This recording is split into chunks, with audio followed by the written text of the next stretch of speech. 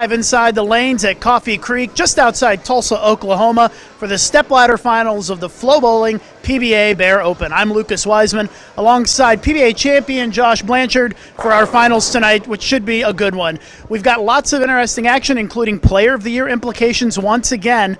Our opening match kicks off with Richie Teece taking on Andrew Anderson.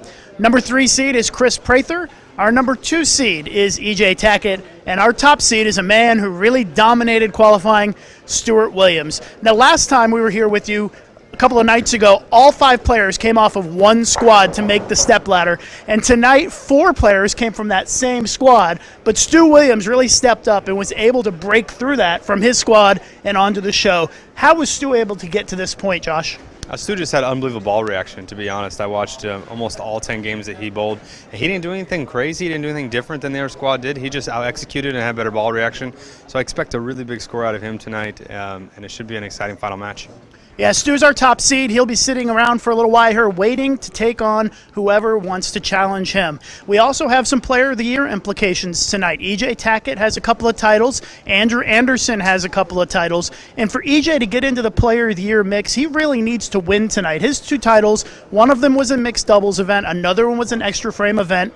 Andrew has a Masters title, which is a major, as well as another. So really, has some work to do to get into that Player of the Year race. I agree. Andrew has the upper hand here, definitely. Making the show the other night on Wolf and now back at it again, Bear. He definitely has the upper hand. So definitely needs to pull out a win tonight. Probably make the Tulsa show and have a really good showing at the U.S. Open. But right now the ball's in Andrew's hands, and I expect him to have a really good night. A great stepladder coming right up, and we'll get started here in just a couple of minutes.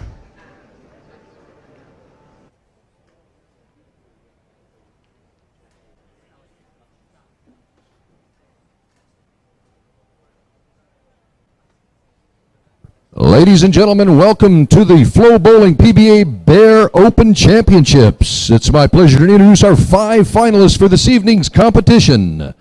Our number 5 seed hails all the way from England. He captured the 2017 Shark Championship, looking for title number 2. Give it up for Richie Teece.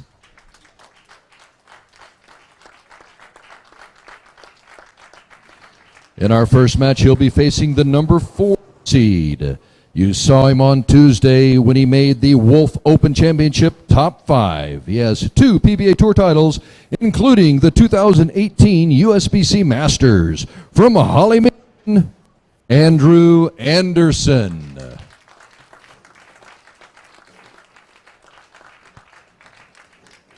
Our number 3 seed is looking for his PBA Tour title. He has a best finish of 3rd.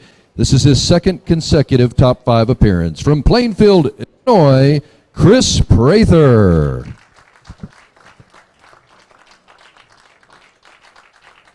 Our number 2 seed has 11 tour titles. He was the 2012-13 PBA Rookie of the Year and the 2016 Player of the Year.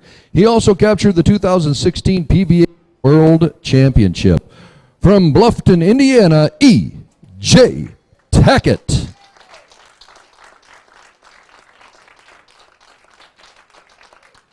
Our number 1 seed has to only win 1 game to take home tonight's title. He won the 2012 PBA Viper Open. He's won international titles in 9 countries. From England, Beef Stew, Stu Williams. These are your finalists for the FloBowling PBA Fall Swing Bear Open Championship. Good luck, players.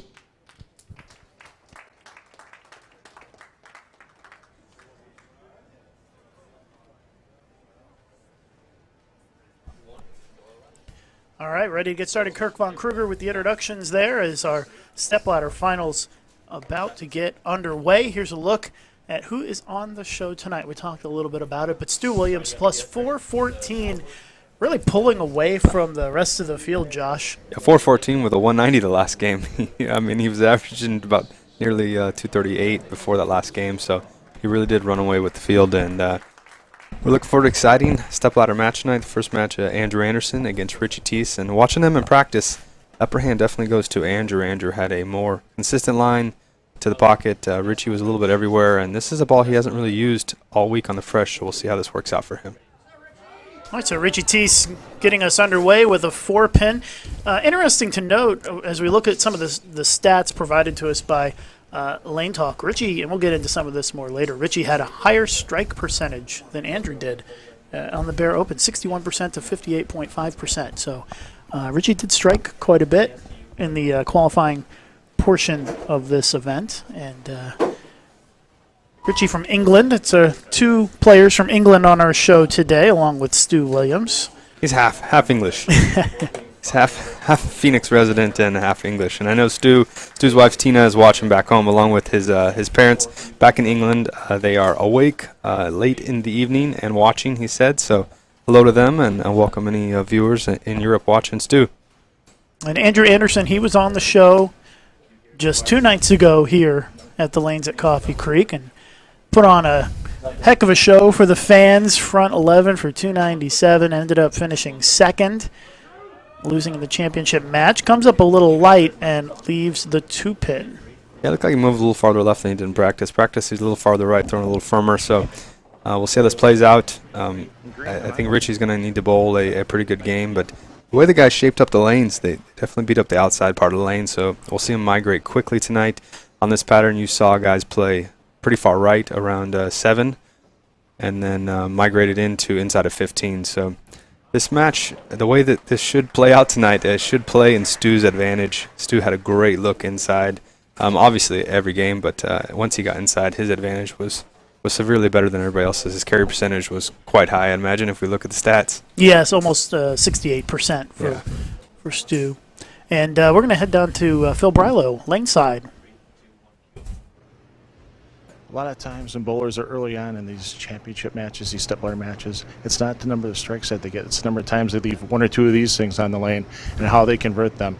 During this week when Anderson and Richie Teece hit the pocket at the same rate, 79%, they were carry percentage. When they left pins, though, Andrew Anderson, much better spare conversion percentage rate. Anderson, 95%. Teece, just 83%. So you have to figure, if it gets down to some spares later on in the match and the match is tight, Anderson might be the guy to convert that extra spare that helps him move on. Good insight there from Phil, and that explains why Richie's strike percentage is higher than Andrew's, but because Andrew's spare percentage is higher, that's why he was the number 4 seed versus the number 5 seed. Absolutely. Richie. With a strike, we're all even after 2 frames here in our opening match of the Stepladder Finals of the Bear Open. The bowlers that made tonight's telecast, Andrew Anderson crossed 1 pair away from me. Richie Teece 1 pair away from me. EJ Tackett I got to cross with. So a lot of these bowlers I got to watch these last 12 games and really get to see how they broke the lane down. And as you can see the pattern here, 39 feet with a lot of volume, pretty flat in the middle of the lane though. A little less volume outside, but you're going to see guys either play that extreme kind of far outside line, or once they move in, they're going to create angle through the front part of the lane to create hold. If they try to go too straight through the front part of the lane, the middle lane, they're going to find a little over-under. Yeah, if you tuned in 2 nights ago to watch us with the Wolf Open, it's a much different plan of attack on the Bear Open. We saw a lot of guys throwing urethane at the Wolf Open, playing pretty far right, and you won't see that too much tonight. Not with the pattern being 5-6 feet longer and much flatter. You're going to see different attacks, different strategies, but Andrew definitely played straighter to start, and he had great scores. If you'd probably looked at his first 2 games from both blocks, he averaged nearly 250, doing exactly what he's doing now. So Richie with a great start, though, spare double. Anderson now in the 3rd frame. It's a double. He had that messenger that took out the 10 while we were hearing from Phil and turns it into a double, and we are all tied up. You can see some of the stats for Andrew Anderson. He's just 23 years old. He's just getting started in his PBA career. Finished 3rd at the 2018 PBA Tournament of Champions, and of course 2 big wins so far this year, and he's the leader on the PBA Tour points list. That USBC Masters victory, a big one for Andrew. It was his first career title. It was a major, and he went on to win another title already this year. So I would say he's our front runner for PBA Player of the Year at this point. But a win tonight would make it awfully difficult for anybody else to get past him in that for that honor. But it is voted on. So it is. And with another major next week, you can't leave anybody right. out. You can't leave Jason Belmonte out. You can't leave EJ Tackett out of that equation. Obviously, Andrew is the front runner, and with a win tonight, it is going to be really hard to catch him. But with another major, like I said, anybody can still win this thing. Yeah, I wrote an article on FloBowling.com, and if you don't visit FloBowling.com often, I know you're a subscriber, but lots of great content on there. But we broke down the Player of the Year race, and I mentioned in that article that the two guys who have majors already, you can't count out. Matt O'Grady, Tom Smallwood, 2 majors in one season makes it a really compelling argument for Player of the Year, as Richie Teece goes through the face and leaves a 3, 4, 6, 7, 10 split. Yeah, like I talked about, just a little too direct to the front part of the lane and in the middle of the lane, you're going to get that happen. And if he just chucks it a little farther right than there, going to a little hang and 210. So, like I said, this is a different ball than he's thrown all week. So, different reaction. That's something he's comfortable with. But Richie having a heck of a year. He came over here for all the stops this year. He's had a great year with the title last year. He's really made a name for himself out here in the PBA Tour, and a lot of respect from the guys out here. Yeah, he won the Shark Open last year. Let's see if he can give us run at this split, end over end, and he just misses it. Needed to cut it just a little thinner and ends up leaving the 4-pin standing for the open frame, and that gives Andrew Anderson a pretty sizable lead. Look at the replay here, lane side. Great attempt at it. Speaking with Andrew before the show, Andrew not only is in the front runner for Player of the Year, but Andrew wanted to make sure that this tournament and Tulsa Open, the U.S. Open, he's on a mission. He's on a mission. He was really upset to not get picked for the PBA League. He is going to be a free agent next year, and I'm sure he's going to get drafted. But he is making a statement for all the people out there who didn't pick him, and he's having one heck of a statement this year. Here's Richie Teece in the 5th frame, but a much better shot there. Hits the pocket for the strike. And you would have to, it would be an absolute stunner if nobody picked Andrew Anderson for the draft next year. He has been one of the top players on tour. As we take a look at this replay for Richie Teece, great reaction, nice shot. I'm going to go with he's in, might right? be the number 1 yeah, pick. He might be the top pick. He's having that kind of season. No, absolutely. And it's really put a bullseye on this year for him. Once in February happened, it really gave him something to shoot at this year, and he's really trying to prove everyone wrong. And whether he deserved to get picked or not, outside there, 5. Yeah, here's 6. Another miss or another strange leave here. We had that kind of awkward leave for Richie, and now we've got the super washout for Andrew. And minus the 2-pin. Yeah. This is let's go down to Phil now. Yeah, guys, watching Andrew Anderson in the lanes tonight kind of reminds me when he won his 2nd title this year in Jonesboro on the Don Johnson pattern with a very, very tough lane surface there. He's got, I think it might be a similar bowling ball to what he threw in Jonesboro in his hand. And when we talk to some of the players still left in the crowd, not surprising, a lot of the U.S. players thinking Anderson can run the ladder, and a lot of the European players think it's going to be Stu Williams. So the crowd definitely divided on who could take this title. So an open frame there for Andrew Anderson. I guess that 2-pin fell late. I didn't see it fall. Yeah, but it did fall. And I think if it's there, he makes that spare. Yeah, that makes that spare a little bit harder, actually. Yeah. So an open frame for Andrew. He still has an 11-pin lead after 5 frames. But things have tightened up just a little bit here. Andrew, 6th frame. Great shot there. Nice-looking strike. And he's on the board here in the 6th to get his string of strikes back on track. And that brings up Richie Teece, who, as we mentioned, he won the 2017 World Series of Bowling Shark Open. So he does have a PBA Tour title to his credit. I don't think he's had the best season on tour this year, but he's made this show, and he's got a chance to run the ladder. I think it's going to be a pretty tough task, but you can't do it if you don't get here. So. Absolutely, he gave himself a chance by getting here, and he didn't think he had a chance this morning when he got done off our squad, but here he is, and another ball through the face, but this time the 4 and the 7 fall, and he just has the 3, 6, 10. Yeah, so Josh, that's twice. Richie now has gone high on that right lane in a row, and you would think that he's going to need to make some sort of adjustment here. I think he's going to go back to the physics. I would imagine he's going to get out of this ball and go back to the physics of what he's been throwing most of the week and had the most success with. I can imagine he's going to go back to that and maybe move a little more left. 61% is his strike percentage, thanks to Lane Talk for those stats. 33% for spares, and he leaves a split 5.88% of the time. Good conversion there. Get the match an 11-pin match heading into the 7th frame. We'll see what adjustment he makes here to hopefully throw a strike and put some pressure back on Andrew. Closer look at the spare there that he had to shoot. We'll take a look at the replay. Nice. He flattens his hand out really nice, almost a backup release, and that ball just goes directly at the 3-6-10. If people aren't using plastic balls at home, like Richie doesn't use plastic, you got to flatten your hand out just like he did there and really get the ball rolling end over end to convert that 3-6-10. Otherwise, you can chop it about 100 different ways. I think you can chop it. I don't know how many different ways, but a lot. So Richie needs to find a way to get lined up on that right lane. He's done pretty good here on this left lane. Last couple of times have been strikes, but this one comes up light. So maybe he made an adjustment he didn't necessarily need to on the left lane and leaves the 2-4-10. Yeah, he's doing exactly what I talked about earlier. Once you get in that tweener zone, you're either going to go pretty straight or move farther in and hook it a little more. He's just trapped in between right now. And not sure it's the correct ball, but he'll talk with his ball reps after this shot and hopefully convert this and keep this a tight match. And his split about 6% of the time this week, and that's his second one this game, so a little higher than normal, and see if he can convert this. Looks good.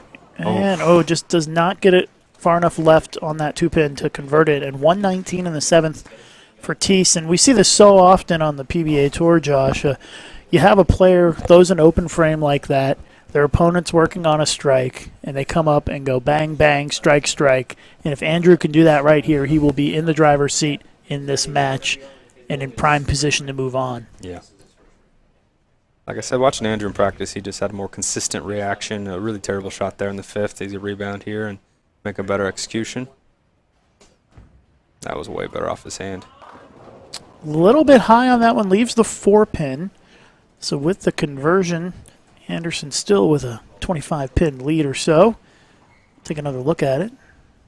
This pattern played a lot like the Masters pattern that he won on earlier this year. You either had to play kind of a direct, harder line, or you had to move in and kind of play a little bit of more of a slow hook, and that's what he did to win the Masters. So saying he wins this match, he might, as he gets closer to the end, he might make a look on the inside and see what inside a third arrow looks like for him.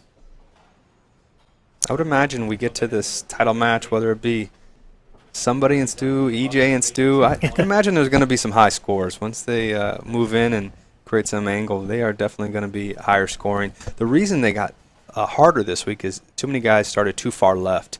And when they started too far left, they had no hold, they had no hook to the right. And when these guys start to the right like this, and they shape the pattern up the correct way, it gives you something to throw at once you move in. And these 5 players tonight did a good job breaking them up on the outside. 2-8 lead for Andrew Anderson, and lucky to get the 10 out on that shot. And now both players have come up light on consecutive shots on that left lane. And high on the right lane. And high on the right lane, that's right. So maybe we're seeing some transition happen right before our eyes here on this championship pair. And this isn't exactly an easy spare on this pattern. And most people would think it's gimme, but he grabs on a little bit, the ball's going to hook and get the 2 only, and gives a little too much room. He's going to get the 8 only. So while this looks pretty easy on paper, it's not the easiest on this pattern. Looks like we've got a pin down on the deck here. Take a look at the Lane Talk stats there for Andrew. They've had to sweep the pins off the deck, and I guess the there we go. Yep, the sleeper pin fell. The 8-pin fell after when the rack came down, so they had to respot that for Andrew.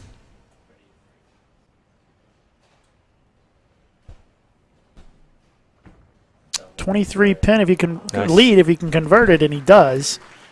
And Andrew, while he was an amateur, before he became a member, he bowled the 2016 Bear Open. Last time we competed on the Bear pattern on the PBA Tour, he finished 16th that year as an amateur before he became a member. So success on this pattern, and he's showing it. He's showing it tonight. Richie really needs a double here to get back in. Yeah, Richie Teece is in a little bit of trouble here. He's got 2 opens so far in this game. Sticking with the same ball. See what kind of adjustment inside he makes. And remember, the last 2 shots on this lane have gone high for Richie Teece. Let's see if he makes an adjustment here to get in the pocket. A little more room there. So he comes up a little light this time and leaves the 8-pin. So I would say that's probably a better result than going high, but it's still, he really needed a strike. He needs to get lined up to throw some strikes if he wants to move on. And he liked it off his hand. You can tell by Yeah. his expression when he let it go. He really liked it. Now he's going to have to figure something out here. He's going to really have to execute 100% in the 9th and 10th frames. There's nothing magical right now that's going to happen. He's going to have to just bear down and really execute the best in 9th and 10th strikeout to force Andrew to step up and just keep it on the lane. Get some marks. So a critical spare there. He makes it. No problem on that spare attempt for Richie Teece, who single pin spares so far. He's only missed 1 out of 24 in qualifying. So, good single pin spare conversion rate for him. Only 1 mistake. He's, of course, all the other players on our show tonight have a 100% single pin spare conversion rate. So Richie's the only one who has missed 1. But, perfect on that one. And so now the situation here is Richie Teece can strike out for 199, and Andrew Anderson can strike out for 222. So if Richie wants to have a chance in the 10th frame, he needs a strike here and some help. And he from switches Andrew. balls. Switches balls in 9th frame in a must-strike situation. And he came up light on this lane last time and left a 2-4-10. Oh, goodness. Oh, and he crosses over for the Brooklyn. So Wow. the ball change pays off with a Brooklyn strike, I guess you might say. But he'll take that and head to the bench and wait to see if Andrew Anderson can close him out. Yeah. See what adjustment Andrew makes here. He went high with the 4-pin last time on this lane. And the shot before that, he washed out. So we'll see what adjustment he makes here. I can imagine he's going to stay right and just throw it a little firmer. A strike here for Anderson, and he would just need a mark with count in the 10th to win the match. So big shot here for Andrew. Looks good. And he Excellent. peers it for the strike, and Andrew Anderson is a mark and count away from advancing into the next match. He's trying to solidify this Player of the Year race tonight. He would like to. He is trying to solidify it. He wanted to do it 2 nights ago, and it looked like he might have a chance having, 297 in the semifinal, but just couldn't take down Anthony Simonson. And so now Andrew is back again, trying to get redemption for Tuesday night. He knows what he needs. He's probably got run the numbers in his head. He's looking at He's the looking at it right just now. saw it, looked at the scoreboard, got a Looking little at it right peek now. just to make sure, but he does need a mark here with count. A strike and he advances. Comes Little up wide. light, A leaves the little wide again. 2-8. It's lucky that there's no 10 pin alongside that, but the 2-8 certainly no gimme either. He's going to have to make sure he focuses to make this spare. Absolutely. He left the 2-8 last time in the same lane. And what makes this even interesting is if he spares this, he can't even ball change because he's going to need 8 That's right. on the. He's going to need 8 on the field to shut Richie out. Richie's thinking, just give me a chance. Yeah. That's all you can Just ask. one Sit on the time. bench. Sit on the bench. Stepping up to the 10th frame. You just want a chance. So here it is. Andrew Anderson needs this spare Push. conversion, Oof. and he covers it Nice. up. So now a fill ball, critical fill ball coming up here for Absolutely. Anderson. He's And he going to knows need it. 8. He knows it. 199 is the max for Teece, and if Andrew Anderson gets at least 8 on this ball, he'll be at 200. Advancing to face Kris Prather.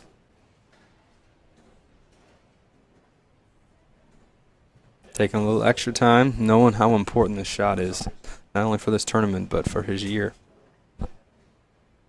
So the most critical shot of this match so far is right here. Andrew Anderson needs at least 8. There And it he is. gets 10, and Andrew Anderson will advance into our next match to take on Kris Prather as he survives against Richie Teece. And you'll see the reaction here from Anderson. He was very confident that he got at least 8 on that ball. He didn't even look, and I think he feels pretty good about advancing with a pretty low-scoring match. This is a tough pattern, so we didn't Absolutely. expect big scores, especially early on. But 202 to advance, you got to feel pretty good that you made it through with just 202. Yeah. He's going to have to shore up some of those bad shots he made and figure something out. But a win is a win out here on the PBA Tour, no matter what the score is. People obviously like to see the huge scores, but as a player, a win is a win, and he's advancing to face Kris Prather. And Kris has got the hot hand, so Andrew's going to need probably a little more than 202 to advance the next match. So Richie Teece just finishing things up here to give us our final score for this match. And Pretty exciting rest of the day. You see Stu Williams off in the distance there practicing down on the low end. He's going to be coming up in our championship match as the top seed. And we're waiting for Kris Prather to come in next. Kris, we saw 2 nights ago in the Stepladder finals. Unbelievable. I was at dinner watching on FloBowling, and just those two 8-pins just were brutal to watch. I can imagine him being here and doing that. But great event for Richie. Yeah, final score 202-178 as Andrew Anderson advances over Richie Teece. And our next match will be coming up here momentarily. So we're going to step aside for just a minute, and we'll be back with our next match. Andrew Anderson taking on Kris Prather when we come back. All right, so our next match getting started here. We're at the lanes at Coffee Creek in Owasso, Oklahoma, just a little bit north of downtown Tulsa, Oklahoma. Home to one PBA Tour bowler. Mike Edwards lives in this area. I'm Lucas Wiseman, along with 3-time PBA champion Josh Blanchard. This is a similar matchup. Didn't we just see this the other night? We did. The last time we saw Andrew Anderson take on Kris Prather, it was 2 nights ago in the same bowling center on the same pair of lanes on a different lane pattern. But Andrew Anderson had the front 11 and really just wiped out Kris Prather. And a nasty start here for Anderson as he leaves the 3-6-9-10 on his first shot. And we'll talk a little bit more about this about Prather in a few minutes, but he really had some bad breaks in that match against Anderson. But right now, Anderson with a little bit of an inauspicious start to this match. It was very poorly executed, his first shot. His shoulders got really far forward. Not very executed, and that's a tough spare. Great conversion. Very nice spare conversion. I like to say that is the most difficult non-split there is. Would you besides agree? A washout. Yeah. Besides a washout, that's right up there. I was going to say, they should start counting that as a split in bowling. So there you go. A tough spare conversion there for Andrew Anderson as we now take our first look tonight at Kris Prather. We saw him 2 nights ago, and on his first shot, he left a stone-cold 8-pin. We'll see what he does here. And he delivers a high flush strike, so a much better start here tonight for Kris Prather. He moves into that 18-19 range at the arrows, out to about 7-8 down lane, and that's where I think the guys are going to get to. Andrew, we'll see how many frames he stays out there, but I can imagine it won't be too many more before he moves in. And those are the 2 angles I talked about in last match that you really can attack this pattern. You can attack it outside harder and straighter, but once you move in, you got to use more angle through the front part of the lane to create hold because this pattern's so flat. There's not so much oil in the middle of the lane to hold your ball, so you have to use angle, launch angle to create hold. And you see Kris with pretty good angle. He's sliding in pretty deep. So a double to start for Prather, and you're exactly right, Josh. During qualifying the last couple of days, we saw some of the players who scored well starting right and migrating their way left as things went along. Take a look at some of the information about the Bear Open. We've got 102 competitors from 12 countries on 6 continents, and the average score just 200.11 for 1,194 games. That is quite low. Andrew there, sticking with the same ball and a little more direct and hard, and results in a strike.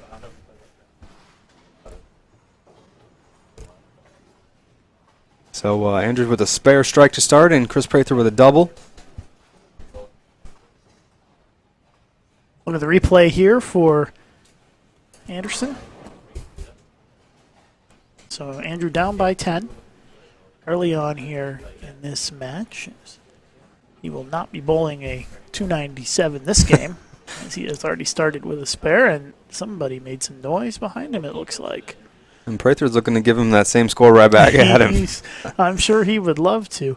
But to my point that the players started right and migrated left, we did a video, we call it Pattern Evolution, on FloBowling.com with Sean Rash yesterday, where you can see he starts all the way right, and by the end of the day, he's all the way left. And so all 4 of our guys we have left on this show can really get in and hook it. And so we'll see. We could be getting pretty far left here by the end of this stepladder as Andrew Anderson leaves at 2-4-8. And let's head down to Phil Brylow laneside with Richie Teece.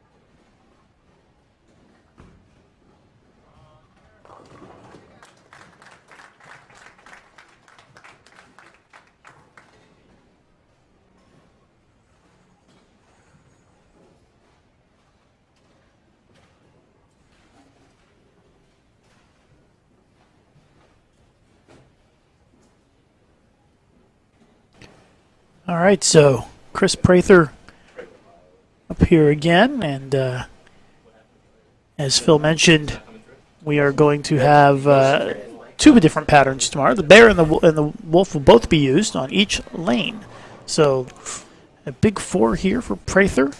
Missed inside, a little slow, and paid maximum penalty there. That was fortunate, but almost makes our match even here.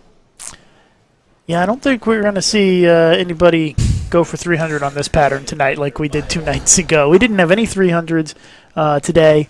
No. I don't think we had any yesterday either. 298 by Chris Loscheder yesterday. So there's Kris Prather's stats. He's 26 years old and has a couple of regional titles and an open frame in the third for Kris Prather. Yeah, 2016 when Chris competed on the bear pattern. Last time we competed on this particular pattern, the PBA Tour in Detroit. Chris finished 32nd, so a much better finish this year. And Chris has bowled unbelievable this week and really has a hot hand. So results aside, the rest of his year, this week he's throwing it well. He sees the lane with the right shape, and he's going to be a tough competitor tonight. A really poor shot in the third frame, but looking to rebound here in the fourth frame with a strike.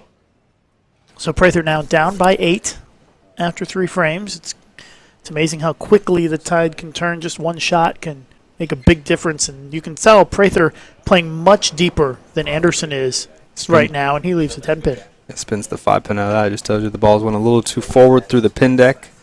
Time you see a spinner 5 like that, that means the ball didn't continue through the pin deck. But with a 10-pin and, like you said, 100% single-pin conversion on this pattern, so we can expect Kris to make this one and Andrew step up in the fourth frame. Now, Josh, of course, it's hard for us to know if Kris felt like he threw that well, but if he did, and you see the ball go through the pins that way, is that a ball change for you? No, he just needs to change his speed just a little bit. Just tweak it a little bit? I can imagine he threw it just a little faster because they're on the right lane. He threw just a little slow and it checked through the face, but that's what makes this pattern so difficult. These guys are unbelievable shot makers, and that's the reason they're here. And for them to miss maybe by a quarter mile an hour and for it to big 4, that tells you how sensitive and touchy this pattern can be.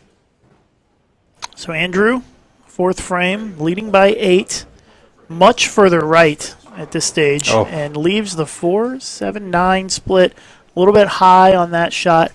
You got to wonder at some point if Andrew's going to make the jump left, and when he does, it'll probably be a big jump. I would be willing to bet a lottery ticket that this next shot's going to be inside. He will not stick out there. 4 of his last 5 shots on left lane has had a 2-8 combination left. There's no way he's going to stick out there if he wants to win this match. Going to go for it here, and instead an open frame, and hands the lead back to Prather. I can imagine it's time for him to go in. Sticking with the same one. I just don't see this playing out in his favor. We've seen this kind of the last couple of days that the players migrate left, and he's not quite ready to get there. You can see the concern on his face, though. Not just the concern. I can see how fast he got up and picked this ball up. Andrew is not someone who picks a ball up this fast. You can see. That's way right. Throws it out the window and leaves the 1-2, and he's very confused at this point. Look at this statistics here from Lane Talk, strike on strike. So how often he turns a strike into a double or vice versa. It continues a string 58.9% of the time. Strike on an open 85% of the time. Did not happen this time. Yeah, that was a poor shot. That was poor from the get-go. He stood up there really quick. He went too fast, and it was a really poor shot. So looking to convert this and stay calm and talk with his ball reps and figure a different strategy out for the next 5 frames, because right now what he's doing is not conducive to scoring well or even hitting the pocket consistently. So Prather up in the 5th frame with a little bit of a lead here. Let's see what he does. Last time on this lane, he big forward. So let's see if he makes an adjustment. Kris on this pair the other night. The 8-pin was, both of those 8-pins were on the right lane. And hasn't left one tonight, but looking to rebound here. And with Andrews open in the 4th frame, he has a little bit of a lead. Yeah, 6-pin lead for Prather. It's Prather looking for his first career PBA title tonight. And made him move off the big 4, and just too big of a move. Yeah, and that ball just never really finished for him and comes up light and leaves the 2-8. So a 4-pin lead for Prather. On your league pattern, this 2-8 is a pretty easy spare to shoot on. And this pattern is not so much. You move a little bit to the right, it checks a little early, and you can get the 2 only, and if you give it too much room, you get the 8 only. So this is a very difficult spare. on this pattern for sure. At home on league, you just move a couple boards right and just throw your strike ball. Out here, that's it's not going to work. A very nice conversion there by Prather with a 4-pin lead, stepping up in the 6th frame. You can see the confusion on his face. He's wondering what to do, and both players right now a little confused on what their strategy is going to be to end this game. It's a tight match. They don't want to do anything crazy. And sometimes you see that when you're down by 30 or 40 after 5 frames, you make a dramatic move and you turn a 4-bagger. But when you're in this scenario and there's only a 4-pin difference, you don't want to do anything too crazy because you know that your opponent doesn't have it figured out. You don't have it figured out, so it's really a chess match right now. Halfway through, this match is still wide open. It could swing either way, depending on which player can really get lined up first. And ball here change. is Prather with a ball change, and that looks better. That's the ball Gets he the threw 10 out most this of the time. week as well, so it's nice to see him. Great ball change there, whether that was on his own or a group decision. You can see how it just shapes up in the mid lane a little more, and it's smoother on the back, where the Alpha Crux was going too long and a little too much motion down lane, which was causing the 2-pin to come into play, and also the big 4, and also maybe a 3-6-10 combination possible. But physics is slowing down on the right spot, and looks like Prather's comfortable. But Andrew looks like he's still sticking with that outside line. Andrew's still sticking with that same ball and trying to make it work out there. He must feel like he's got a good look, and he makes a good shot and gets the strike, not hooking it too much. No. Andrew likes to hook it sometimes, and he's trying to kind of take the pattern out of play a little bit here and just kind of will it to a strike. And only took 202 to win the first game. Maybe he feels like the scoring pace is going to be low. Yeah. If he can just control the pocket, he can squeak through these matches. But taking much more time on this shot. Deep breath. The last shot, he rushed. He was definitely quick on the last shot, and he paid a price for it, leaving that 1-2. Lucky to leave the 1-2 and not bring the washout into play. That's right. So let's see what Andrew Anderson does here. Looking for the double and the lead. Wide again. Gets it wide and leaves the washout this time. The 1-2-8-10 washout. Count doesn't hurt, but it is a tough spare conversion. Very hard. And just like we talked about that 3-6-9-10 as a non-split, and this is a non-split as well, but very difficult and probably a must spare in this situation. So let's see if Andrew can convert it, Nice. and he does. Textbook washout conversion there for Andrew Anderson to keep him in this match. Down just 4 pins with 3.5 frames to go. And we're going to send it down to Phil Brylow laneside.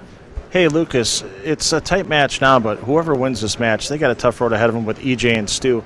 Now, obviously, past performance not indicative of future results, but EJ was on this championship pair today during Game 6, shot 255. Stu Williams on this championship pair, Game 5 during qualifying today, 247. It's got to add a little confidence to EJ and Stu coming on the lanes, and especially because they bowled on this pair so late in the block, they're going to kind of see the transition once again, and one would think that would lead to their advantage. Right there, and great information by Phil. And I got to finish on this pair with EJ. EJ finished with 256 or 7, but with a 7-10 in the 10th frame. He was pacing 279. So let's take a look at this ball reaction for Prather. He changed balls, and this one, the ball just doesn't look like it's driving through the pocket like he would want. We saw the same thing on the last shot.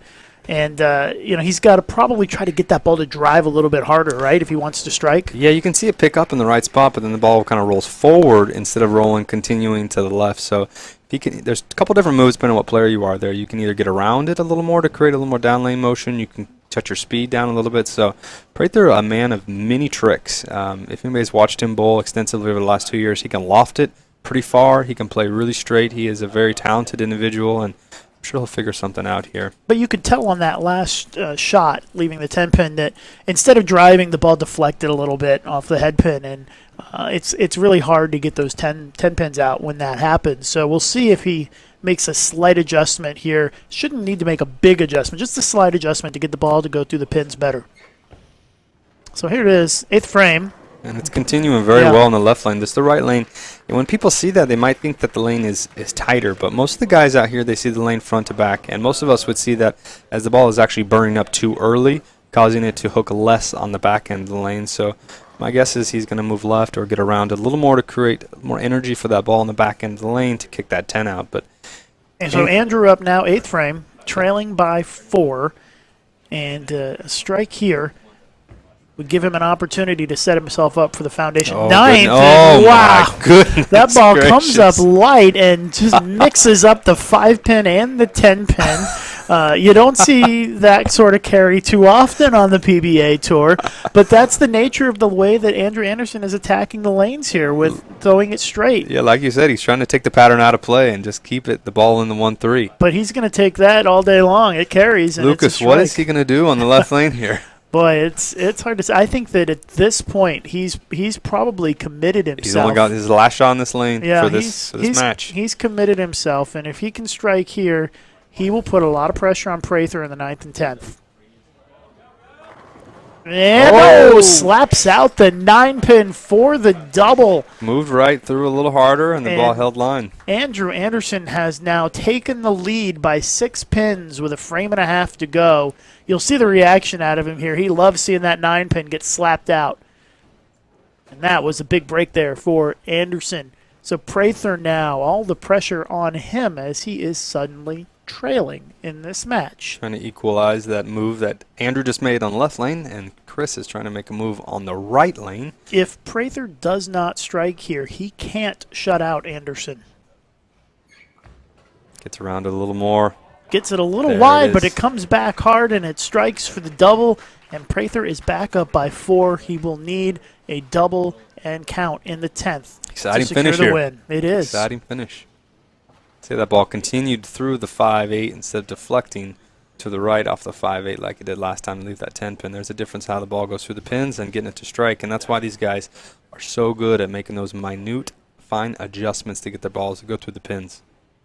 So Prather looking to get a little revenge for losing in the stepladder 2 nights ago.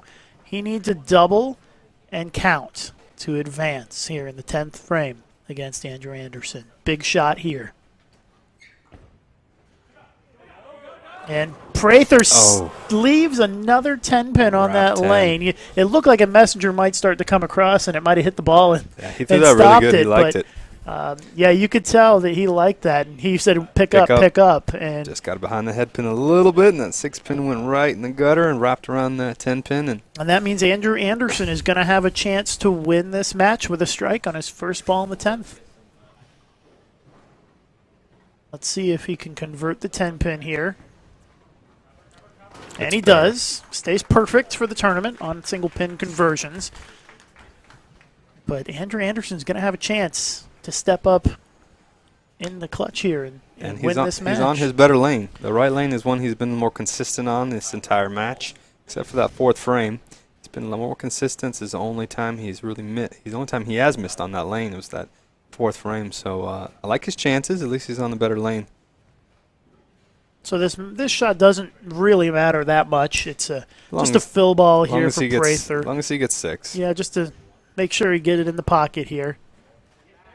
And he does. So just a the strike. softer with it and the ball shaped up. 199 is the final score for Prather, and Anderson can strike out for 216. So he'll need the first one here in the 10th frame. And Josh, if you want to be Player of the Year, you got to make shots like this, right? Mm-hmm. He's got to make this shot to really boost his chances of Player of the Year, to keep moving on in this stepladder. And these are the type of frames and situations where players who earn Player of the Year honors really deliver. These are the situations we all grow up and want to be in. You want the ball in hand, 10 frame, got to strike.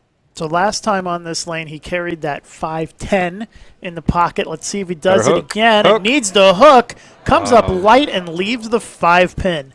And Andrew Anderson is probably going to have a sleepless night wondering if he should have made a move inside in this match.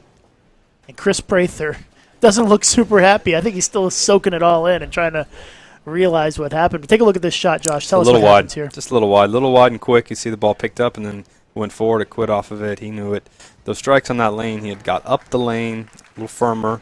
And unfortunately, that one just got a little wide on him, and that ball is not made to retain and come back. He was taking a pattern out of play and trying to keep it a little more conservative, and just didn't pay off for him tonight. Yeah, throwing that ball on that line, he could not miss right. No. Because that's what would happen. Yeah. And so that was, he could probably have a little bit of hold and miss a little bit left, but he had no room right to be able to miss, and that's what he did.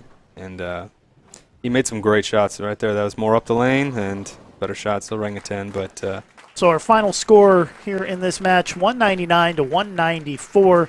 It is Prather advancing against Anderson into our semifinal match where Prather will take on a very, very tough task against E.J. Tackett. Former Player of the Year, 11-time PBA champion, and somebody who's not scared to throw some strikes, that's for sure. Absolutely not.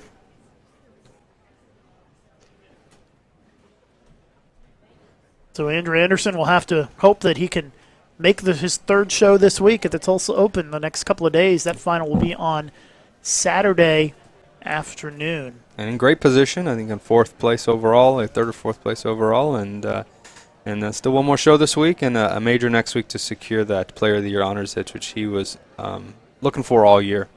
All right, so we'll be back in just a minute with our semifinal match. It'll be Kris Prather taking on E.J. Tackett here just outside Tulsa, Oklahoma.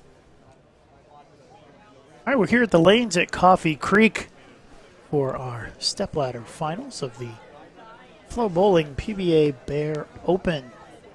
There's a look at our updated stepladder bracket as Andrew Anderson taking on Richie Teece in that first match, moving on, but then losing to Kris Prather in match 2. Match 3 is E.J. Tackett against Prather, and the winner will get another tough task of bowling Stu Williams for the title. It's playing out very indicative how the other night played out, where Anthony Simonson ran away when he was number 1 seed and had hot hand, and Stu with the hot hand, but this is special because we get to bowl the finals right after we're done. So Stu's coming in hot, just got off the lanes. He's got the ball in hand, and he feels pretty comfortable watching practice, and he's just very loose. Yeah, we talked about it, Josh, a little bit in the Open, but the big buzz in the bowling center the last couple of days has been what you might call the squad inequity, I guess. You know, it's just 12 games of qualifying to make these shows, and so you've got 2 squads, and for whatever reason, and I don't know that there's any real reason, but all 5 guys came off of 1 squad for the Wolf Open show, and if not for Stu Williams, all 5 may have come off of that same squad for this show. Do you have any idea, were the rev rates higher on one squad versus the other, or is it just kind of coincidental? It's hard to say rev rates when there's 50 people bowling a squad. It's right. Hard to, we're going to do the squad average on rev rate. Who knows about that? But all I know is that I was fortunate enough to be on the squad that I guess would be inequitable. I mean, I was squad? the good squad, but it seemed that the lanes didn't play too different. It seemed like our squad played them better and more strategic, and our guys wanted to play farther right to start, and we burned them up, and then we moved left, where the other squad started a little farther left. And if you're one person on that squad that wants to start to the right, but everybody else is to the left, you have no choice but to go to the left because you got to follow the traffic, you got to follow the flow, and unfortunately, it's worked out that way. And as you can see here, last time we bowled in this pattern, 2016, EJ is the defending champion of the Bear Open. I was on that show with him. He beat Jesper 212-199. 2016 Player of the Year, just 2 years ago, and in contention this year, already with 2 titles. Title tonight would give him 3, but yet no major. But with 1 major next week, you never know what can happen. And a pretty interesting stat. Kris Prather with our winner last match. First ever time he's ever won a game in a championship round. He was 0-4 before that with a loss 2 nights ago to Andrew Anderson, 297 to I think 240, but with his first ever championship round win, looking to continue that with another win against E.J. Tackett here. Yeah, it's nice to get that monkey off your back and not have to worry about that anymore. And so now you see the handshake as it looks like Prather will start the match on the left lane. E.J. with the choice of that as we get started here. E.J. the higher seed. And we'll take a look here. Just a moment. Looks like they're still making some more announcements here. And as we saw Kris playing the lanes a little deeper than everybody else has so far, I think we're going to see EJ right in that same zone with Kris, and I think we're going to see some strikes this round. I would imagine it's going to take a good 230 or 240 to win this game. I don't think we're going to see 2-0 anymore. I think all guns are slinging right now, and the strikes are going to start flowing. Yeah, we did sort of see that in the qualifying, that as the block went on, the scores went up a little bit. And so, as we continue to put games on this pattern, on the championship pair, the scores should go up as the guys move in and get to throw to that spot. And there's a great start for Prather It's a little softer with his hand. As long as he's soft with it, it floats to the front part of the lane cleaner, storing more energy for the ball at the end of the lane. It enters the pocket a lot stronger, and the carry percentage just goes through the roof. And Prather's going to have to take down a couple of guys who have much higher rev rates than he does. I wouldn't say Stu's considerably high. Stu's pretty high. EJ is definitely high. EJ is Definitely off the charts high. For a right-hander with thumb in the ball, one-handed, it's pretty impressive what he does. So here you go. As you can expect, EJ is playing inside. He's actually Not- right of He is Prather, right of Prather. though, Yes, he is. which is interesting. So EJ a little bit right of Prather, obviously Around feeling that's the better ball reaction. Yeah, right around 15, 16 at the arrows, yeah. He's kind of in between where Andrew and Prather And this were. is where he started. I crossed with him. This is where he started on this pattern, is right around that area. So not jumping that far in, staying. And he bowled great. Bowled great today. 230 or 240 over today. One of the highest blocks, if not the highest today. And that looked a great shot to start. That was a great shot. And, you know, as much as we saw Prather kind of have his ball laboring to get through the pins playing so deep, you have to wonder if that played into EJ's mind of maybe just get a little bit right of him and try to shred some racks. And that's a double for EJ Tackett, who looks awfully tough already. Yes. Like EJ's just not afraid to throw strikes. See that rev rate getting the ball going right around 6-7 board and get to come back. And without a rev rate like that, the ball's not going to come back from that zone. You're going to miss the head pin. That's right. Time after time. My ball's getting 3 off the right if I throw it right there. That's for sure. And here is Prather, and you can tell much further left than EJ, and he leaves a 4-pin. Just a little left off his hand, yeah. One a little high, 4-pin. Looking to continue his 100% single pin conversion for this tournament. Right. Yeah, and that's a little, misleading because it is a very short duration tournament. But still, you got to make your single pins. You can't afford to miss makeable spares at any point. And absolutely, I think it's even more crucial to talk about that in a short format. That's right. If we bowled 30 games, you missed one spare, okay, that's not going to be that big a deal. But when you bowl, you saw a lot of times positions were changed by 1 or 2 pins this week. And that 1 or 2 pins could be simply a fill ball, simply a missed spare. And that's where those 1 or 2 positions you move up, make the cut, you don't, cash, you don't. It's literally from those single pins or even multi-pin conversions. All right, we're going to go head down to Phil Brylow, who's lane side with Andrew Anderson. Andrew, you had that opportunity to advance with the shot in the 10th frame, kind of got away from you a little bit. What happened? Both lanes got really tough for me. If I bowl a match over, I probably don't play straight. I thought I threw it good. I mean, to get even a double on that in the 8th and 9th to give me a chance was huge. So the first one, I tried to throw a good one, and it was close and just didn't get there. You said after Simonson got you the night player of the year race, don't count everybody in yet, don't count everybody out yet, but second and third place finishes might not get you the player of the year. What are you going to do to make sure you get that championship on Saturday with that FloBowling Tulsa Open? I'm just going to keep trying to bowl good, give myself a couple more chances here. I'm obviously not very happy about not taking one of these titles, but been bowling really good. If I get a chance in the Tulsa Open, hopefully bring it home and see what happens. Good luck the rest of the week. Thank you. So obviously, Andrew's saying exactly what we thought, that he regrets not moving in and sticking with the straighter approach. And so I kind of said he's going to have nightmares about that tonight, and he probably will. Yeah, I agree. And it's hard when you're in that moment, you're in that situation, to make that instinctive change, especially with the match being so close. Like I said, it's a back-and-forth chess match, and he threw those in the 8th and 9th really good to give himself a chance. But I would chalk it up to just experience. Yeah, Andrew's a young guy. Exactly. He's a learning experience. Absolutely. He's going to learn that he has to take chances in moments like that. Here's some more stats from Lane Talk. This is pocket hits and carry percentage. 81% of the time, EJ hits the pocket, and 81% it carries. And if people don't think 81% is high, that is extremely high. Extremely high. So when he's in the pocket, he's carrying. Really good chance. Pretty good chance he's carrying for a strike. So here's EJ at high ball speed, high rev rate attack, and it's very effective. Ball is shaping up in the mid lane. Really nice, entering the pins at the right angle. Who do you give an edge to in terms of just ball reaction at this point in the match? After watching EJ throw these first 4 frames, 100% him. Yeah, it sure looks like it, doesn't it? And his body language, you can tell he's going out at full force. He's not holding anything back. He's committed 100%. Well, Kris looks a little tentative on this left lane. He's trying to make it strike, not just let it strike. Prather with a chance to take a 1-pin lead with a strike here in the 4th. Needs to roll up, and it does, and gets the 10 out. Very good shot there. Now, right lane's been the tricky one for him, so we'll see as this match plays out how that right lane plays out for him. But that right lane's been the trickier one, and he's got to end up finishing in it in the 10th frame, so we'll see if it comes down to 10th frame and what he does on that right lane. He gets the 10 out that time. I still think his ball's not finishing like he would exactly want it to finish. He probably would like to see a little bit better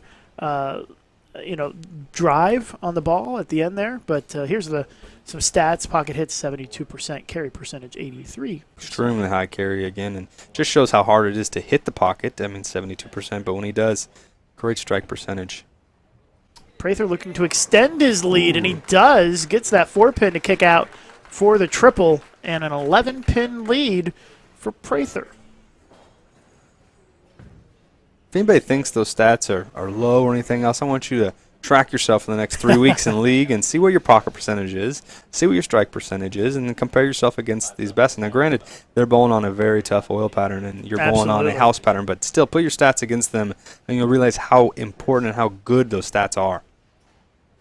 All right, EJ Tackett looking for a double, and he does not get it done. A washout, 1-2, 6-10. And that was EJ. Single-handedly his only miss these last 2 days. Is when he missed, it was a washout. It got wide quick. You can see how steep it was through front part lane. Got to 4-3 down lane, and it's no chance. There's just not much room to miss right on this pattern, is there? We saw it with Andrew, and we see it there with EJ. And you get it, you pitch it right, and it's gone. Yeah, that's what happens when the pattern is flatter and this length. And an open frame for Tackett as he leaves the 6-10 standing and falls into a pretty sizable deficit after 5 frames. So we gave the edge to Tackett on ball reaction, but that doesn't matter right now. Shot execution is different than ball reaction. Exactly. You still have to execute shots, and EJ gives away a frame there that might end up costing him. Yeah, taking a deep breath here, recouping, and knowing that good shot here, get himself back in the match. And bowling with EJ enough, he knows that he can throw 5-6 bagger and bowl 240 and be right back in this. Moves in a little more.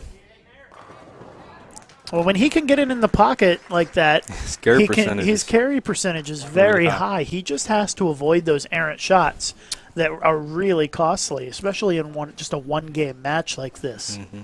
But Prather, talk about a real opportunity here for him as he's looking to win his first career PBA title in this event. He's working on 3 in a row. His opponent just opened, and a lot of times we'll see the good players on tour strike on their next couple of shots in situations like this. And let's go down to Phil Brylow laneside. Hey guys, on that last shot for EJ, he switched bowling balls actually. He has 2 balls of the same type, same drilling, but different surfaces on the ball. Apparently that ball that he went to on the left lane picks up a little bit earlier, and you can tell the difference in the reaction with the carry on that strike. So Prather with another strike for 4 in a row and extends his lead to 35 pins. Commanding lead with only 4 frames to go. A strike here would really put him in the driver's seat going in the last 3 frames and give him a great opportunity to bowl for his first title. EJ really opened the door with that open frame in the 5th, and Kris is trying to put his foot on the throat here in the 7th frame. Looking for 5 in a row. A little wide. Ooh. Gets it to carry on the light hit and the longest string of strikes we've seen so far today here in our Stepladder finals. I think some of those breaks from Tuesday night are coming back. The 8-pins are coming back right now. He knows it was wide, but he threw a little slower, had enough time for it to rotate back to the pocket, and that light swisher has been a nice strike for the people that have scored well this week. That has been a hit that has carried very well for the field. And when you see that come back to strike, that's got to be a good feeling, knowing you've got that little margin for error to the right. Must strike situation. EJ has no margin for error at this point. He's down 45 here in the 7th frame. Great shot there. So it's highly likely that EJ, if he can execute, will strike out in this game and shoot 245. However, Prather can max at 280. That one got to 7 down lane, where you can see the last one that washed out got to 4 down lane. And there's the difference in result, but EJ with a must-strike situation here. Yeah, he's got to keep it going if he wants to have a chance. He He needs a strike. He needs help from Prather. And the strikes here are very, very critical for E.J. Tackett at this stage. 8th frame, working on a double, down 35. Big shot here for Tackett. And the messenger comes across and takes out the 10, and E.J. knew that was a big one. Huge strike there. And like I said before we started this match, I figured it was going to take a 230 or 240 to win this, and that one gets right to that 5-6 zone. Well, that was the right shot lane. before. That was the right lane. I thought that was the replay of the messenger. Yeah, no, that was the right lane strike. But he did have the messenger come across and take out the 10 there in the 8th. And so now lots of pressure on Prather here. He's still up 25, but you know his heart's beating pretty fast right now. Looking for that first championship round appearance, a title game appearance. Little inside. A little soft, Oh. and comes up high and leaves a big, nasty mess there. The 3, 4, 6, 7 split. Disaster for Kris Prather. As bad as that shot was, he really needs to just regroup right now and realize that this is a high probability of making it. As long as you get him on the right side of that 3-pin, there's a high probability that he can make this. He's got to know that. This is a very makeable split. Absolutely. You just need to hit the right side of the 3-pin and just slide it over, and this can be converted. And Absolutely. He's really gonna need to make it here. I mean, this is an open frame would be a disaster here for Prather, especially with count, because the 6 count puts him behind. Gives it a run. There it is. Covers it up. The big split conversion for Kris Prather in the 8th frame, as he saves that frame with 2 to go. Take a look at the replay. Textbook conversion here. End over end ball roll, and slides that 3-pin straight over into the 4-7 to cover it up. To be a champion out here in the PBA Tour, those are the shots you have to make. Everybody makes errant shots, but you have to regroup and convert those ill shots that you make, and that was unbelievable spare in a crucial time in this match. Now, Kris stepping up in the 9th frame with a strike here. He is in the driver's seat and cannot be shut out. Leads by 21. Max score 256 for Prather. So if he strikes here, he can't be shut out. Nice. High flush strike. Can't be shut out. So we'll see what EJ does. EJ is going to need to fill it up here 9th and 10th. Throws them all, and Kris Kris gets strike 9 spare. We got a tie. It's true. 45 tie. We have the possibility of a tie. And I have high chances that EJ is going to strike out here. He's got, as long as he doesn't throw one of those really, really bad shots like he did in the 5th, like we talked about, his carry percentage is so high when he hits the pocket, his ball just destroys the pins. Well, this is the lane that EJ pitched it right on and left that washout in the 5th. So he needs to execute here. Chance to get back in this match. It's close. EJ Tackett with a great shot. Look at the 7-pin fall just a little late. Look at the focus in his eyes. He's motivated, let's say. He is a tough competitor. So EJ, with that strike, cuts it to 11. But the key factor here is the max score. EJ can only get to 245, and Prather can get to 256. So EJ needs all 3 in the 10th here, or at least a double, and that really puts the pressure on Prather to missed deliver. the first shot in the 10th. Kris just needs to get up and mark. So a big shot here. Shot of the night so far in our Stepladder finals. EJ Tackett, 10th frame, needs it here and gets it. EJ Tackett, ice water in the veins as he looks to put the pressure on Prather. EJ's bowled an unbelievable game except for that one errant shot. He has really bowled a really, really, really good game. I'm sure he wants that one in the 5th back, looking back at it now. But strike here, he really puts the pressure on Kris. And Kris wants to be a PBA champion. You have to step up in the moments of pressure, and he's going to have to. Yeah, 2 more strikes, and that would force Prather to do some serious work double in the 10th frame. He'd have to throw a double. Strike 9 here. This is huge. I mean, the fill ball could really play a factor in the end of this match. First things first, Tackett needs this one to put the real pressure on. And comes up a little light, gets the carry for another strike, and EJ Tackett is a strike away for making Kris Prather double in the 10th. This is a big fill ball here, Josh. Huge. Huge. Like I said, if he strikes here, he forces Kris to get a double to win, strike 9 spare to tie. But if he gets 9 here, Kris can still get strike 9 spare and win this match. So a huge fill ball here for EJ, and he knows it. And if he gets a strike here, I bet he's going to let some emotion out and let Kris know and put fear in his eyes. He's bowling against a young competitor who's never won a title, and so EJ with a strike here may try to get in his head a little bit with some a little barking or a little excitement. So let's see what happens here. EJ Tackett, final shot of the game. EJ with the big fist pump. Walks back right in front of him. Yep. On purpose. There's a veteran move right there. Put the fear in the kid's eyes. That's never won. Needs to throw a double to beat you. What an exciting finish we got here.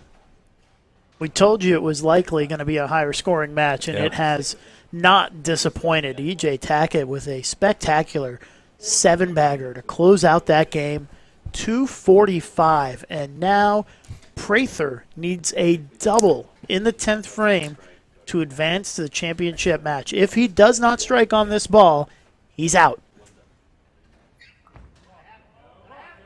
And Prather with a great shot here, first shot in the 10th. Not any emotion from Kris. He knows the situation. Going to stay cool, calm, and collected because he still has work to do. Well, that shot was important. It's not as important as the next one. This next one can determine it all. Like we said, there are a couple opportunities. 8, he loses. 9, possible for a tie. Strike, a win. So big pressure here. One of probably the most pressure-packed shots of Kris Prather's career. I would imagine this happens right here, right now. Prather needs at least 9 to continue the match. A strike, and he is our winner. Looks good. Gets it a little right, and he leaves the 10, but the messenger doesn't quite get there. Possibility for a tie. So if he converts this spare, we will have a tie, and Prather is perfect on single pin spares in this event. And he is one more away from a sudden death roll-off here. All those other ones were a little easier to make than this one. The knees are shaking a little bit on this one, right? Yeah. Well, it's only one pin. So here we go. Has to have it. Got it. No problem. Textbook, right. And we are tied. 245 tie. 245, 245, and Kirk Von Kruger now. A 1-ball sudden death roll-off. EJ Tackett is the higher seeded player. He'll have choice of starting lane and order. EJ is elected to start the roll-off on the left lane. He will go first. If they're still tied after that first ball, the bowlers will alternate back and forth the lanes in the same order until the tie is broken. All right, good luck, bowlers. All right, here we go. An exciting roll-off in our semifinal. EJ Tackett, Kris Prather. EJ with the choice. 245 apiece, and now EJ with the choice here. As the higher seed. So we will bowl on the left lane, it looks like. Right where EJ just got done throwing all 3 in the 10th.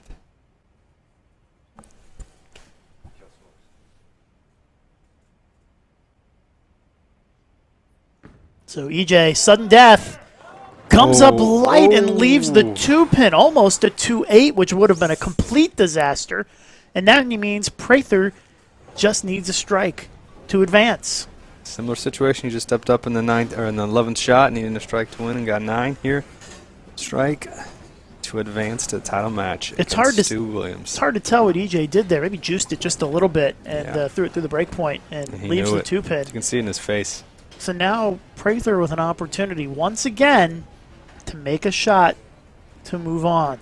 So much pressure here for the youngster as he looks for his first title. 26 years old. Has never bowled in a championship match for a title. Looking to advance, needs a strike. And Kris Prather comes up right. What a tough leave to lose. He leaves the 4-8. What a brutal break there for Prather as the ball came up a little bit light, and that is a really tough leave on that shot. That is brutal. Both of them, like they EJ gassed a little bit, but Kris really liked that shot there and just never picked up for him.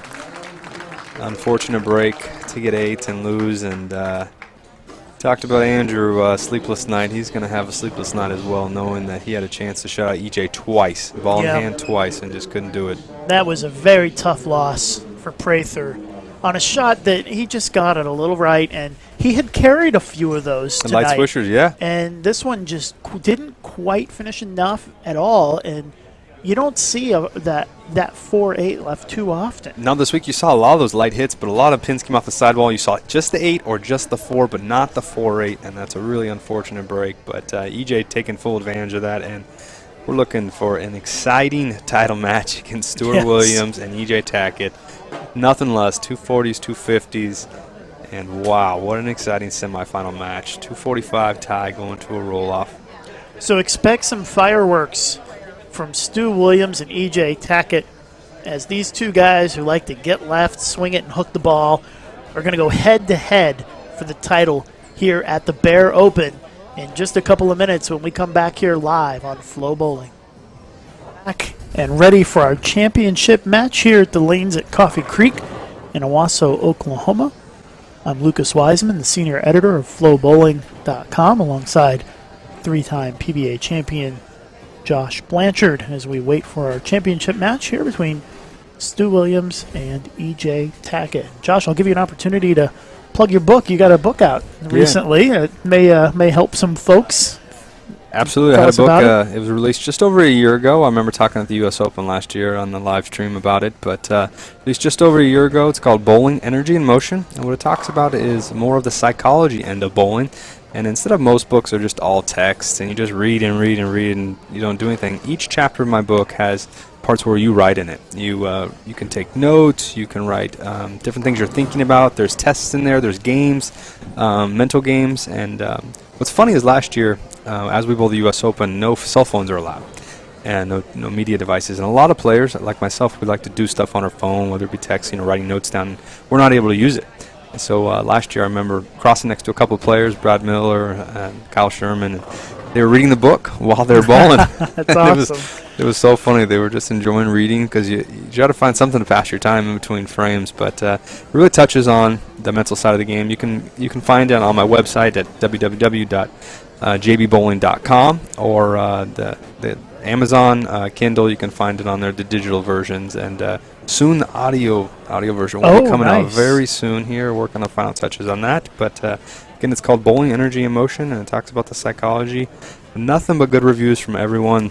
It's been forwarded by Dr. Dean, by Gordon Vadigan, who are people who kind of started this whole mental game about bowling. And as the game has changed over the last decade or so, it's turned way more into a mental game than it has anything else. You see very unique styles. You see bowling balls that are very diverse. So it really comes down to how smart you are and how smart you're going to play this game, and that's what I want to touch on, and that's why I wrote the book. Yeah, and to be honest, the way leagues are, a lot of the people who watch your bowl league on a house shot, it's not that hard to hit the pocket. Exactly. But it is hard to control your mental game. And that's the thing that people don't work on. People practice the physical stuff, they don't practice the mental stuff. And that's what I talk about there. You need to practice the physical or the mental just as much as you practice. If not more. Yeah. So we're ready now for our championship match, and Stu Williams, the top seed, looks like he has elected to start the match on the left lane. Stu was absolutely on fire this afternoon in this event and yesterday, and just was striking at will throughout the qualifying. And he's got a lot of confidence. He feels really good right now, and I wouldn't be surprised if he puts up a big score here in this championship match. We didn't get a chance to watch into the practice, but look here, Stu has got a pencil. He's writing. He's marking on the lane where he wants to stand, probably because he's so far left that the dots aren't there, right? Absolutely. As people know in league, you usually only stand where the dots are, but the dots end here at 30, and players are standing significantly farther left than that. So he's on the left lane. He is marking on both lanes where he is standing and creating his own dots. So Stu stepping up to the first ring to start this match. Tournament leader, dominated this field. You can see just how far left he is. A little bit of loft over the left gutter there, and he starts off with a 10-pin. Stu wanted to make sure and say hello to Tina back home, and Brady, his his son and his parents are watching live in England, and it is well early in the morning there. So hello to them. Thank you for tuning in. And Stu only with one title. Isn't that amazing? Yeah, you think of Stu Williams and you think he's got 5 or 6 titles. Just because he's had so much success, but just the one title in his career. He did finish second in the World Bowling Tour Thailand event, or PBA International.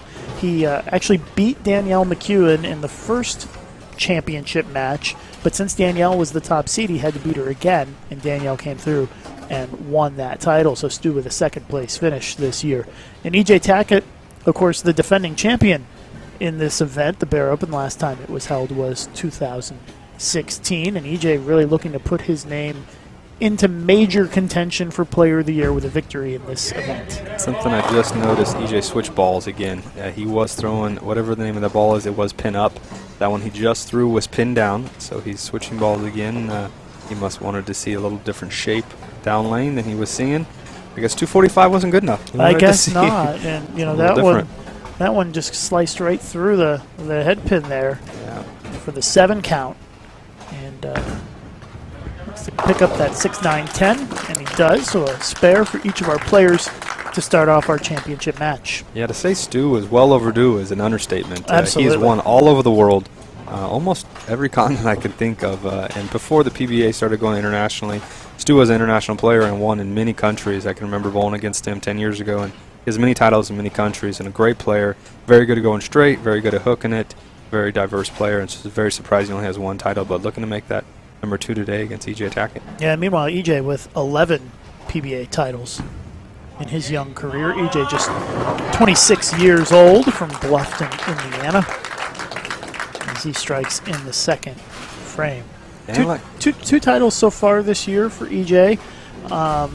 He's one of 5 players who have 2 titles this season, and it's he's kind of in the mix for PBA Player of the Year, as we noted on FloBowling.com, but he needs this win to be able to put him at the same level as Andrew Anderson, who has a major. And here's Stu, and that's the kind of ball reaction we saw out of Stu in qualifying there. This is actually significantly deeper than where I saw Stu play most of the week. He was more around the 20 range. He didn't go too much deeper than that in qualifying, but gotta do what you gotta do when it's one game, and Stu's living up to it. But going back to the Player of the Year race, for you as a writer, as a voter, where do you put EJ's 3 titles? Say he wins this against Andrew Anderson's 2 titles. Yeah, so as a voter, I look at majors and I really put a lot of emphasis on those, and then I also look at where the players finished in the other majors.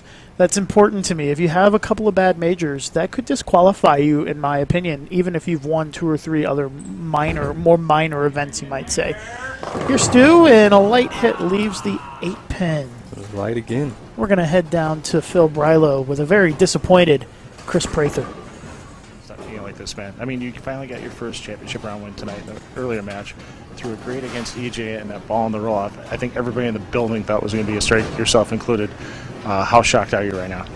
I really don't even know how to explain it. I let go of the ball, thought I had every chance to strike, and I had no energy after it didn't. I can't even put into words how I feel. I'm upset, just disappointed, and it's just, I know I got a lot of bowling left to do because the Tulsa Open, but this one's going to be a hard one to get over. Yeah, and now tomorrow, I mean, the mental work's really going to come into play. Mixed patterns, you're going to have the Bear and Wolf at the same time. What's the strategy going into the rest of this week? You've done well on both of them. Yeah, it's just hitting a target, Angles are going to be way different. One of them you're going to be trying to throw it in the gutter. The other one, it's going to be playing more of the 6-pin. It's going to test a lot of people. All about hitting targets and making accurate shots consistently. At the rate this guy is going, it's going to be not interviews back here anymore. One of these days, we're going to get one on the approach with Kris Prather, no doubt about it. Nice bowling this week, and keep going, Kris. Thank you very much. All right, thanks, Phil. And clearly disappointed Kris Prather. I saw him walk down our direction after the match, and the body language was just devastating to see. The shoulders slumped, looking at the floor as he walked past. He is clearly broken up about this on that shot. So our best wishes to Kris Prather as he advances into the Tulsa Open the next couple of days. Is EJ with a double now, working on a double. We'll take a look at our triple box look, and He got that one in. You could tell by the way he kicked his leg that he didn't like it, and he leaves the split. As during that interview, we saw Stu just barely make that 8-pin, by the way. Yeah, when he let it go, I thought it missed. It We were looked off like air. a I thought miss. we were definitely at a different angle, but it looked like he missed it. And EJ with a deceleration there, he just totally decelled on the bottom and ripped up on it, went left. This is a very, very difficult spare. Yeah, it looks like the 3-9-10. sleeper is behind it, the Very 3910. You don't often hope to leave a 3-6-9-10, but maybe in this situation you wish the 6-pin was there Absolutely. to help you out a little bit. So a very tough split here for EJ in the fourth. Let's see if he can convert it. Got to hook it a little bit at it. Oh, Gets wow. lucky. You want to hit it on the right side. He hits it on the left side and somehow slices it through and makes the split. He might be one. He's He's telling even Stu, how did surprised. that even make it? Even EJ was surprised that that one was converted. So Stu now looking to toss a strike here in the fourth, which would give him a chance to take the lead in the fifth.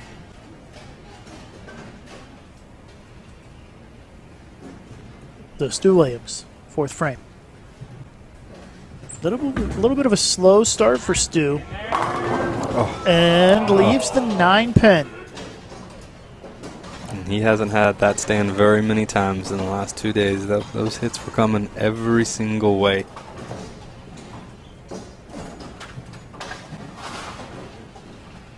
So Stu with the single pin leave. His strike percentage was pretty high in this event.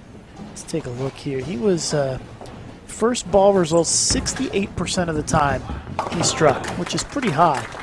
And the pocket carry percentage was 84%. It's incredible. 84.1% was his Incredible. pocket carry percentage. And so Stu is definitely below average so far in Yeah, this, well in below this average. game. He's looking just to find that ball to enter the pocket a little bit different, get him to fall. He knows that he's really close. It's been close all week. And he's looking just to get one on the left lane. So fifth frame, it's an 8-pin deficit for Stu Williams.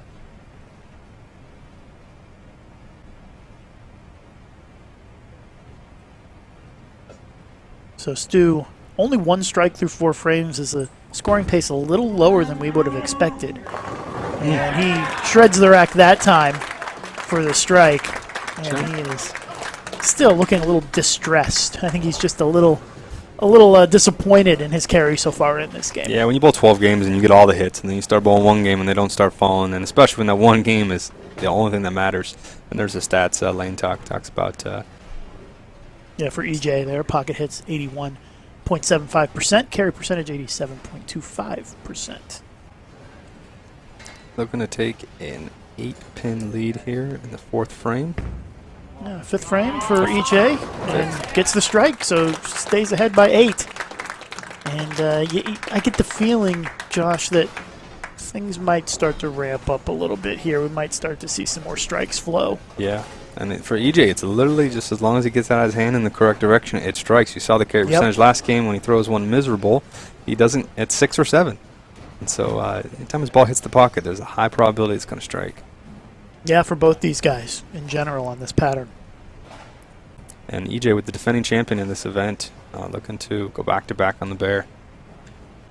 So an 8-pin lead for EJ. He can push it to 18 with a strike here for a double.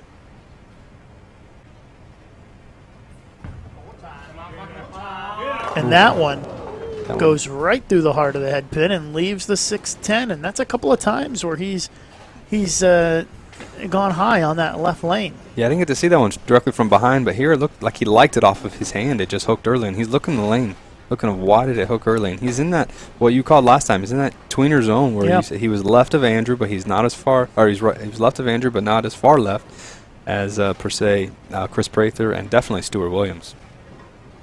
And you see sometimes the bowlers will squat down and look at the lane like that, because on this lane surface you can actually see the grooves in the oil where the ball has gone down the lane from the other competitors. And so he's looking to take a look at that to see, is that why my ball checked up and went high? Absolutely, so Lucas. Some of that sometimes you can gather some information from you can't see the oil, but sometimes you can see where the oil is not. Yeah, like snow tracks. You can see the tracks exactly in right. the snow, but yeah, and it's very few surfaces you can see that on, but this is one that you can see the ball pass on there, and especially with the rev rate to these guys tearing the oil off the lane. You can see the track of the ball going down the lane. So a chance for a lead change with a strike here for Stu Williams.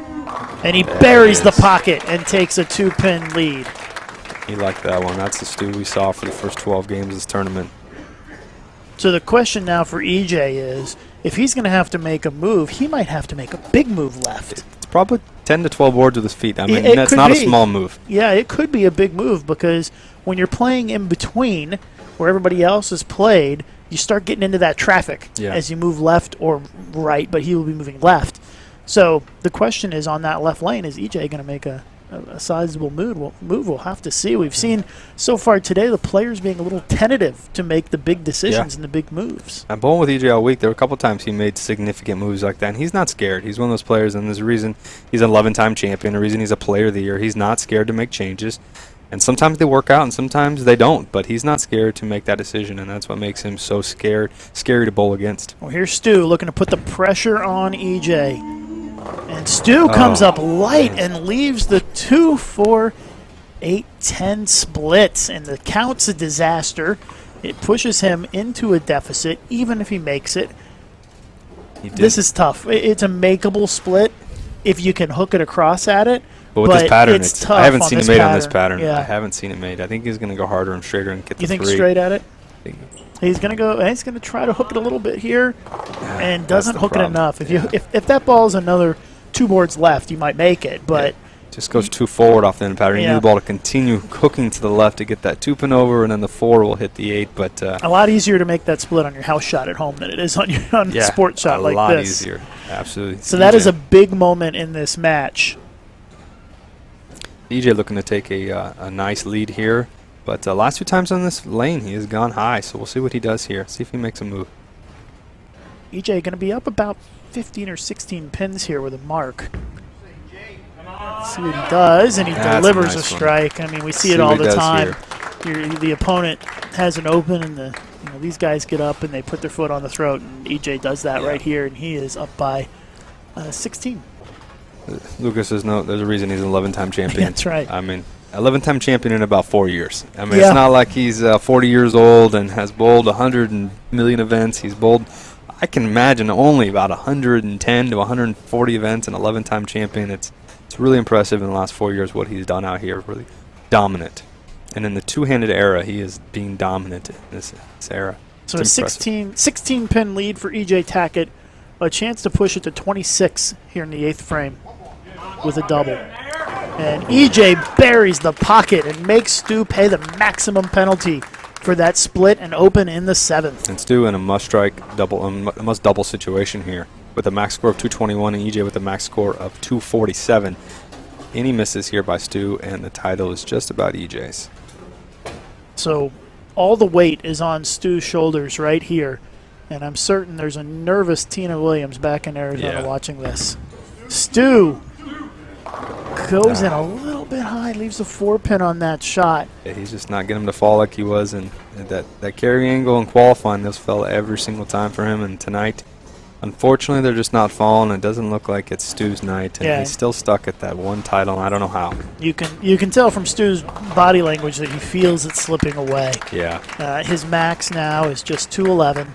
EJ Tackett can go 247. So Stu needs a strike here. A strike here is big because if EJ does falter, Stu could still have a chance. And when EJ has faltered, it hasn't been pretty. That's it's been 5 or 6. His misses have been bad tonight. So here's a 9th frame must strike for Stu Williams, and he does get it. The only difference between that one and the last one is he got that one a little farther right, so it found a little more friction and wanted to slow down and come back, where the one in the 7th frame, a little firm and a little left, and it just never slowed down and kept going, unfortunately. So the situation is this. If EJ can stay clean in the 9th and the 10th, he will win the title. As long as he gets some good count, exactly. So EJ doesn't need a double, doesn't need a strike, just needs to stay clean with good count, and strike he's going to take here just about does it. That's right. So spare here. He's in the 2 teens, and Stu's only 211. So if he strikes out, so a strike here, EJ is in the driver's seat, and EJ Tackett delivers the big strike, and he is on his way to the win. 7-1 is your winner. Anything more than that, 8 count's a winner. 7-1's a winner. The only thing that can get in his way right now is a Greek church. Really, the only thing that can stop this match from ending without E.J. Tackett being a winner. And, honestly, we have seen some big splits this week through the face, 4 count through the face. Yeah.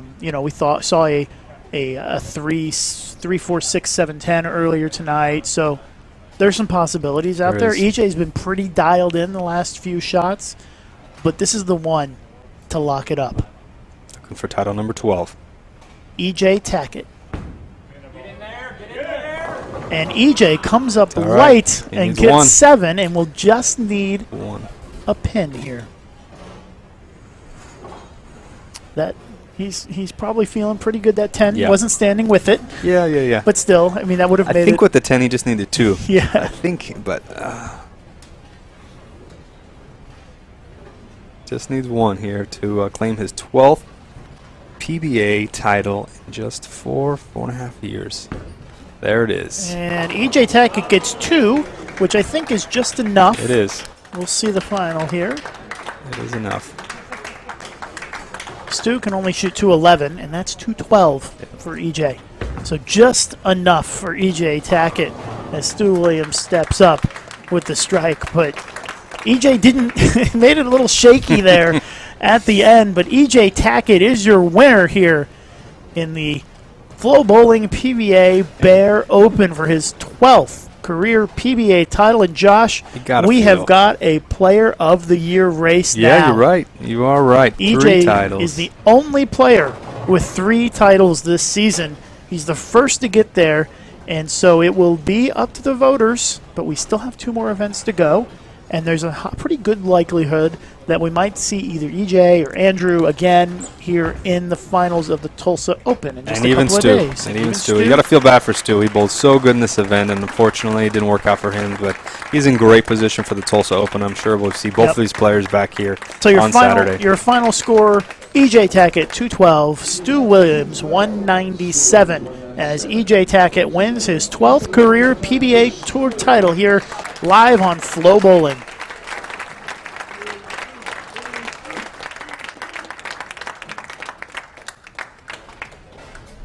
So we're going to get ready to send it down to Phil Brylow. 12th time in his career, EJ Tackett, and boy, you had a hell of a semifinal match against Kris Prather. And what did you think when Kris got up and let that ball out of his hand in that roll-off? Honestly, from where I was sitting, it looked like he dead aced the shot. That lane gave everybody trouble throughout the stepladder here. There was a huge hang spot. You saw it right there. I did the same thing. If you didn't get it off your hand, basically dead perfect, you would just kind of wiggle down lane, and that's what happened in the first shot of the roll-off there, and that's what happened to Kris, unfortunately. And then by the time we got to the final match, 4th and 6th frames on that left lane really caused you trouble. What kind of move did you make to solve the riddle in the 8th and get that 3-bagger on the board eventually? Well, I switched balls in between games. The one I was using was getting a little lazy down lane. I was starting to see all that push down. So the first one that I left the 3-9-10, that was all just me. I elbowed it. The next shot, I think I hit up on it a little bit, but the one in the 8th was probably one of the best shots of the match. I made sure that I stayed down in the shot and just try to make the best shot that I could and hope the ball would do the right thing. Fortunately, it did, and threw a great shot in the 9th frame. And I knew I needed one more good shot in the 10th. You never really want to win a title like that. You want to make good shots and not, try to do what I did there. So heads off to Stu. He bowled great all week. And I just want to thank, a couple people, Motive, Brett Spangler, for everything they do, and all my sponsors, Turbo Dexter, Mongoose, Bowler X, Genesis, everybody. They're will help me stay out here and do all this. So thank you. Well, your work's not done yet. I mean, it's your 3rd title of the year, but there's still 3 other guys left in the Tulsa Open that have 2 titles. If you get the Tulsa Open, get the number 4, does that lock it up before the U.S. Open? I don't think it locks it up. Not even close. Because if any of those guys, goes and wins a major, that's way more precedence than just a regular event. And Andrew's already got 1 this year. And if I was fortunate enough to win the Tulsa Open, if Andrew wins next week, he'd definitely have my vote for Player of the Year. What's the strategy the rest of the week? Another title? We saw Simonson struggle after he won. He barely made it to the Tulsa Open. You're in good standings, but you're going to have mixed patterns the rest of the week. Bear on one lane, Wolf on the other. What do you do to get through to another stepladder on Saturday? You know, it's the same thing I've been doing all week. Just go out there and make good shots and just let everything happen. You can't force anything out here. When you start trying to do that, you do exactly what I did on whatever night it was when I missed the ladder for Wolf.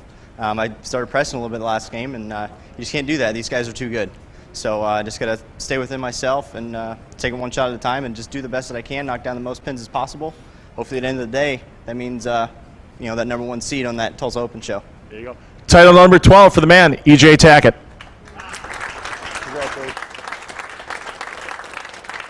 So E.J. Tackett with a victory here in the PBA Bear Open. Back-to-back wins for E.J. as he has muddied the waters for the PBA Player of the Year races. Now they will do the trophy presentation with Kirk Von Kruger.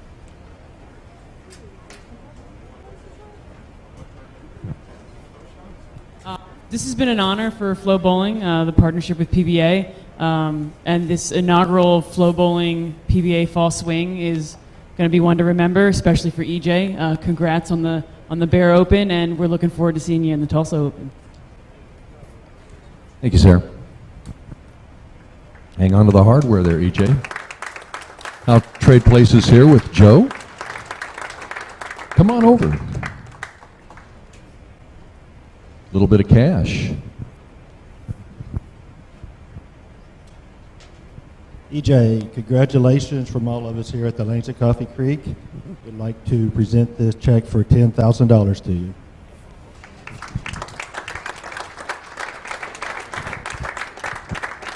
Thank you, Joe. EJ, any final words to our fans here in Owasso, great fans watching you on Flow Sports? I just want to thank everybody for coming out this week and continue to come out and support this event. We've got some big things coming to our tour in 2019, and we couldn't do it without you guys. So I really appreciate that. The partnership that we have with Flow Sports, FloBowling that started this year is absolutely amazing. They put a lot of time, effort, sweat, tears into what you guys get now on online live streaming. They got cameras on every pair, something we've never had before. So I want to give a round of applause to them for what they've done and what they've done for bowling and continue to do for bowling. Well said, EJ. Well, thank you much, ladies and gentlemen. Thanks for sticking it out. You watched great matches tonight. The continues tomorrow. Round robin match play for the Tulsa Open all day tomorrow. And then one final round of match play on Saturday morning, followed by our Tulsa Open Stepladder Championship. It's going to be another great show. We invite everybody to come out and watch. If you have to leave us now, please drive safely, and we'll see you tomorrow. Good night, everybody.